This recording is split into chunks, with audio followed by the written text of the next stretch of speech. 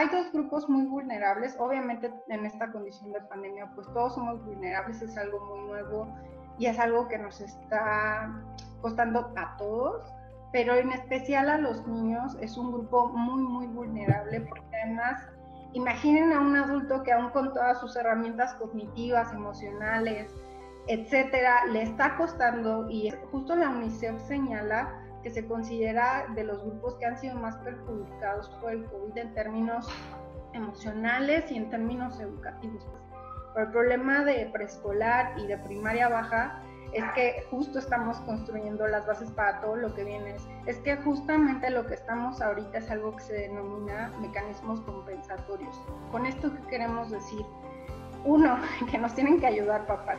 También las mamás trabajadoras son las que peor se lo están pasando en esta pandemia, porque se tienen que partir en 20 y no se puede. Y también entender por mecanismos compensatorios que no vamos a estar igual que en presencial, ¿sale? A veces la fantasía es, o incluso la demanda es, y que les den todas las clases que tienen en presencial y todas las horas que tienen en presencial, y al final quien sale pues peor de esa situación en realidad son los niños. ¿Por qué nos interesa la formación a esta edad? Nosotros les vamos a dar las bases a nivel de competencia oral, emocional, precursores de la lectoescritura, motricidad gruesa, fina, autonomía, confianza, de que de pronto hacer recetas de cocina y hacer cuestiones emocionales. Eso es súper valioso y síganlo haciendo porque es bien útil.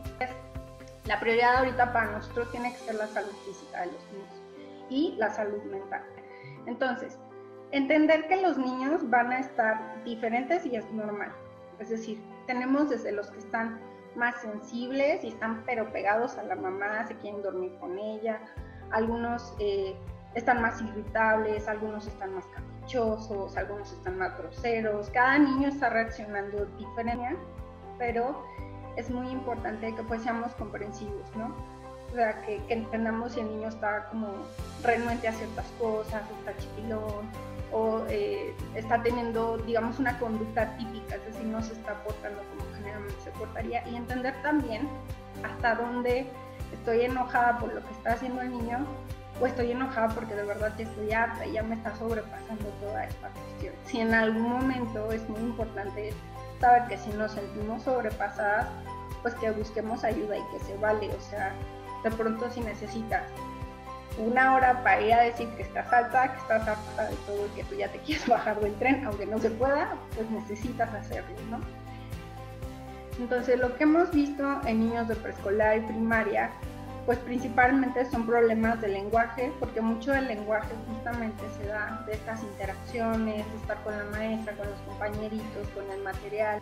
Entender que esto se está produciendo justamente por cuestiones de la pandemia. Esto no quiere decir que todos los niños van a presentar estos cuadros, simplemente significa que estemos atentos y tengamos cuidado para ver que no se convierta en un problema. De pronto hay estas cuestiones de sobreexigencia que les comentaba, y entonces pues esto al final va generando pues ansiedad y depresión en los niños, porque hay niños que se están adaptando muy bien a esta nueva modalidad y hay niños que no les está haciendo tan fácil. Entonces pues entender también eso, ¿no? Que no a todos los niños, y ahorita vamos a ver algunos que les cuesta un poquito más, pues no les va a facilitar este tipo de modalidad. Sus tiempos de atención son bien cortitos y de pronto queremos que estén en una clase de 2 horas, o que el niño al ver el mismo estímulo pues simplemente ya no le resulta atractivo.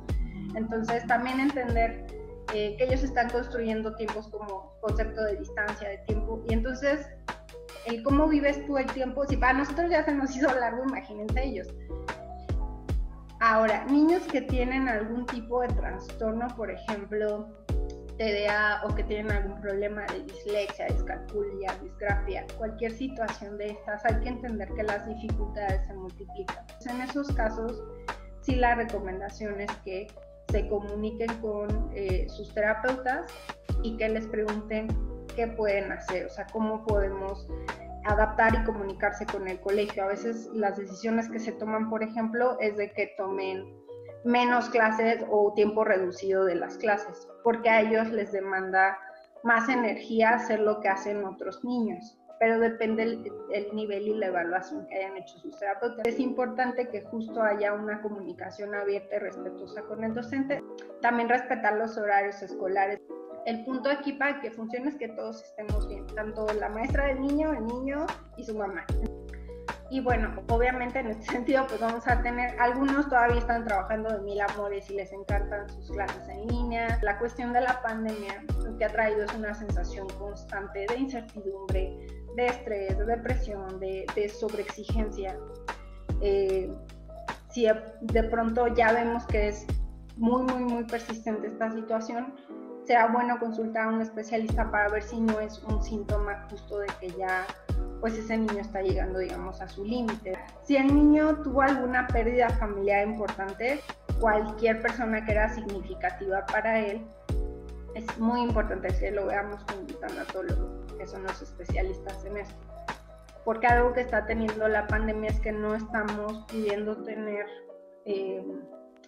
pues estos procesos naturales, digamos, de pérdida, de duelo, porque pues antes ibas, llorabas, le hacías a lo mejor un novenario y tenías como todos estos procesos que más allá de si eres religiosa o no, pues te permitían procesar el duelo.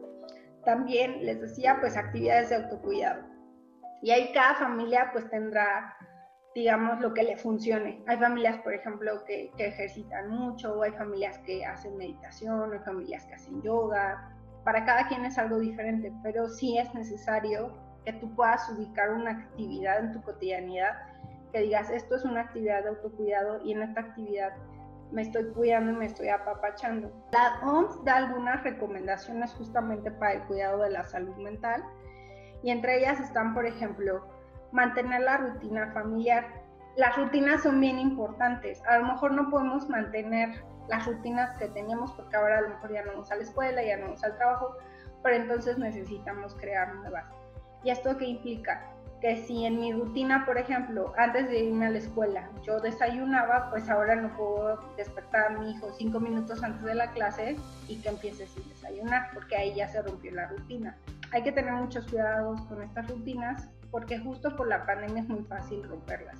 Asegurarse de tener tiempo para jugar y aquí, por ejemplo, yo les diría que no videojuegos, o sea, porque ya pues sí están un montón de tiempo en la pantalla con las clases, que no es lo recomendado pero por cuestiones de la pandemia, ahorita estamos así, y encima su premio o su tiempo de jugar es irse a conectar a un videojuego. También encontrar formas positivas de expresar los sentimientos, que pueda decir de pronto, sí tengo miedo, sí tengo tristeza, sí extraño a mi abuelito, sí extraño, pues en la medida de lo posible realizar otro tipo de actividades que no sea la pantalla. O sea, estamos excediendo, desgraciadamente ahorita esas son las condiciones, pero no son las idóneas. Entonces, yo sí diría que si podemos, el fin de semana hagamos un detox y nada de pantalla, ¿no? La UNICEF sacó un montón de cuentos para niños para explicarles pues qué es la pandemia, cómo son los cuidados, por qué nos tenemos que quedar en casa, porque eso es algo que uno como adulto lo entiende, pero a veces a los niños les cuesta un poquito de trabajo entender. Otra opción que también nos va a ayudar mucho se llaman ejercicios de inteligencia emocional, y que ellos vayan identificando cómo se llaman las distintas emociones, que vayan reconociendo sus emociones en ciertas situaciones, pero esto no es tu vida. O sea, si tú quieres lo puedes catalogar como el peor momento de tu vida, pero esto no es tu vida y eso no hay que perderlo de vista, porque si lo perdemos de vista es muy fácil caer pues en depresión o en desánimo. Yo papá ya estoy enojado, estoy deprimido, eso es lo que le voy a transmitir a mi hijo. Salir lo menos raspados que se pueda de esta situación no es lo idóneo, no es la que quisiéramos estar, pero aquí estamos, así que hay que hacerlo lo mejor que se pueda, ¿vale?